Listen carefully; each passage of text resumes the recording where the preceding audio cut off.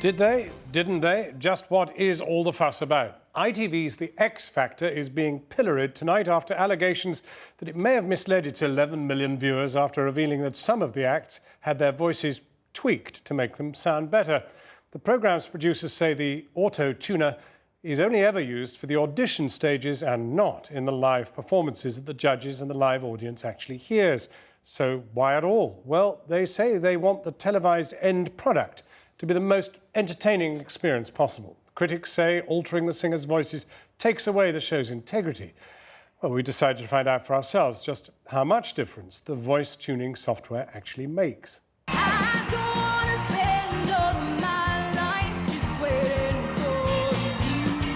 The show may have pulled in a record 11 million viewers on Saturday night, but the X Factor was in the news for different reasons today after being accused of using computer software to improve the contestants' voices.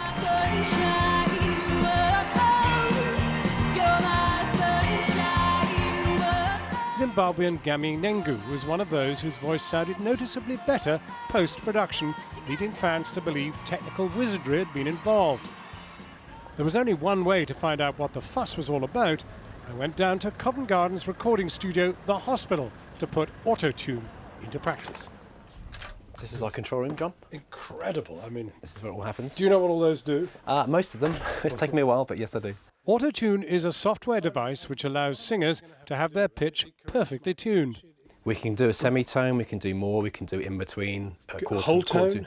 We could do a whole tone. You could be really seriously bad, and you could get me into quite a good condition. You do need to have an element of the original vocal being within the boundaries of autotune. About this sort of... That sort of distance, that's perfect, yeah. Just gonna make sure. Hey Jude, don't make it bad. Take a sad song and make it better. Remember to let her into your heart. Then you can start to make it better. Well, Simon, I've given it my best shot. Okay. Give me what I actually did. Okay, here it is. Hey Jude, don't make it bad. Take a sad song and make it better. Okay, now, what you've done to it. Okay, with the auto-tune in again, here we go. Hey Jude, don't make it bad. Take a sad song and Yeah, it's all make it perfect better. pitch now, definite. Remember to let her into your heart. Then you can start to make it better. That's about as good as you could ever make me. That's not bad. I would say that's almost pitch perfect. That was the best I could do. But how would the software cope with something like this? Hey Jude, don't make it bad. Take a sad song and make it better. Remember to let her into your heart. Then you can start to make it better. Don't know what the hell it's going to do with that. We'll have a look and see what may not. Doesn't seem to be actually grabbing that. But is it beyond what you can deal with? Don't make it bad. Okay, and now with auto-tune in rather. Hey Jude, don't make it bad. Take a sad song. Now it's improved it slightly. You can hear it working there. Yeah, you can hear it trying very hard, but it's got as far as it can. Absolutely. That's in auto mode. Now what we would normally do is go into manual mode, and we just zone in on a couple of those phrases there that we were slightly under. But frankly, it's untransmissibly bad. Shall we be candid? Untransmissibly bad. But I'm joined by Ben Wood, a lecturer in music production from the London School of Sound, who's worked with artists like Beyoncé, Cheryl Cole, and Westlife.